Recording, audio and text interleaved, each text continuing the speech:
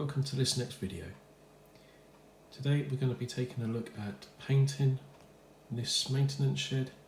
We'll be using a selection of Humbrol paints, effectively creating a wash over the roofing and then painting up the capping stones as well.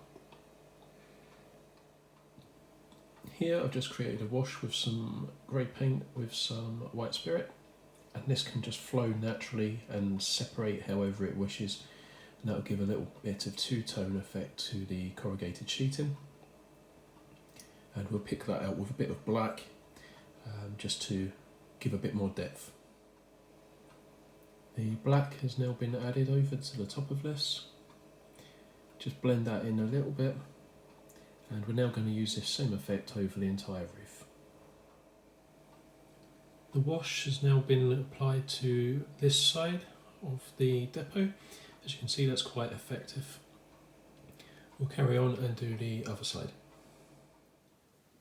Both sides have now been completed. The capping stones have also been painted.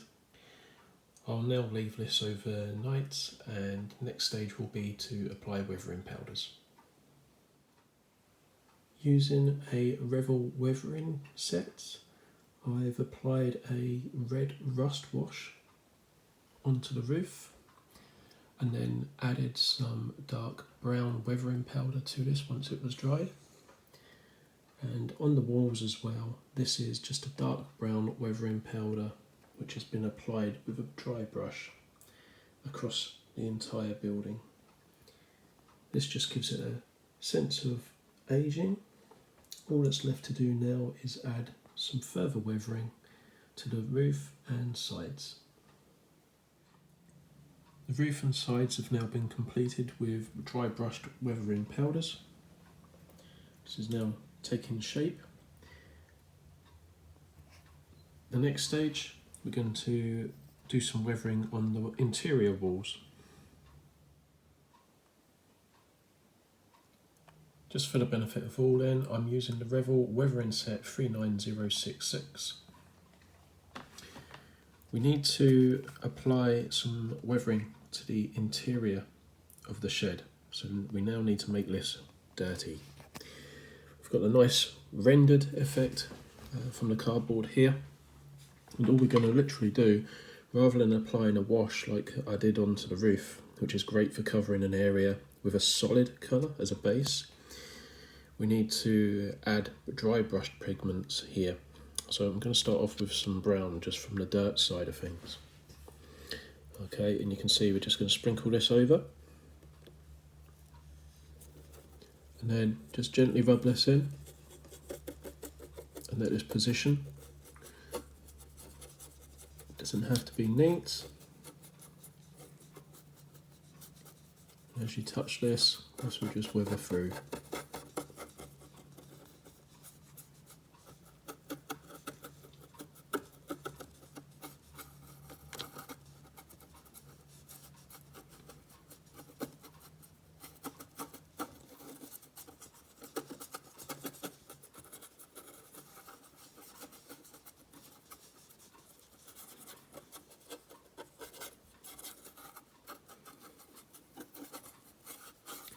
Apply as much as you like here, but I'll try and keep this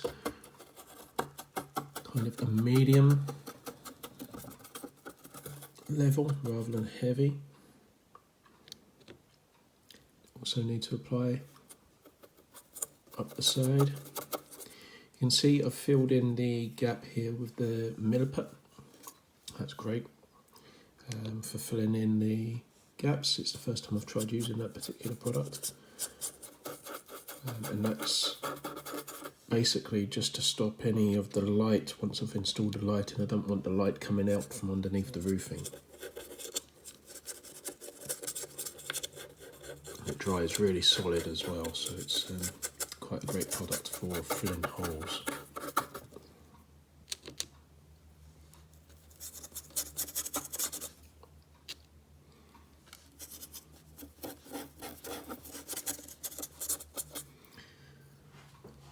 Okay, once you've done your brown, you can then progress to the black. Now this is for the exhaust, basically. I'm going to go quite heavy with this.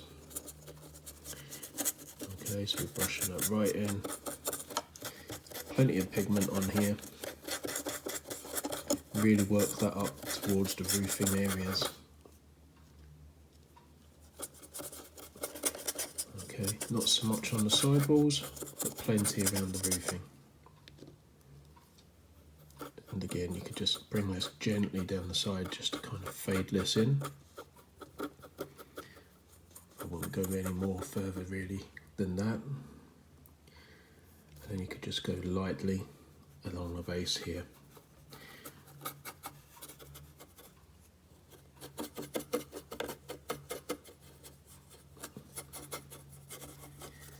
Okay, that's just more for the circulation of the exhaust, as well as any generators or anything like that that may be running inside the shed.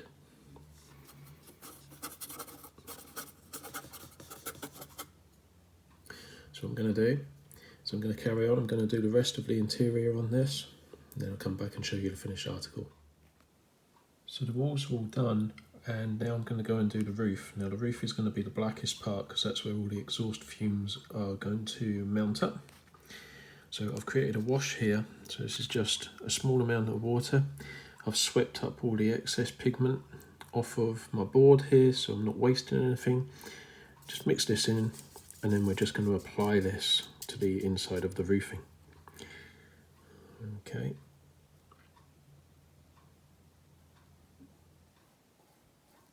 So you can see a little goes a long way here.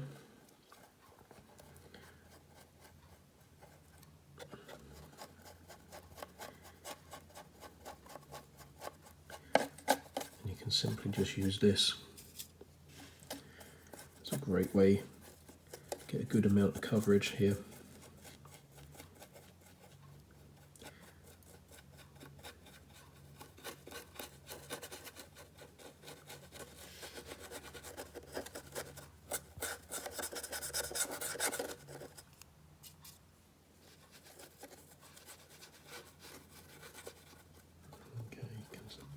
Streak it over the windows a little bit as well, and just rub that off afterwards, and then that'll just give a little bit of discoloration to the window as well.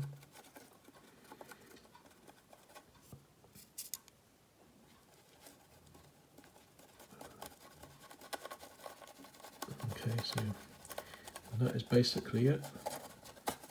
It gives a good base. You can always streak that out with a bit of white to pale that down as well. So I'm now going to go ahead with that and complete the rest of the inside of the roof. That's the inside of the roof done. That's the interior actually completed now.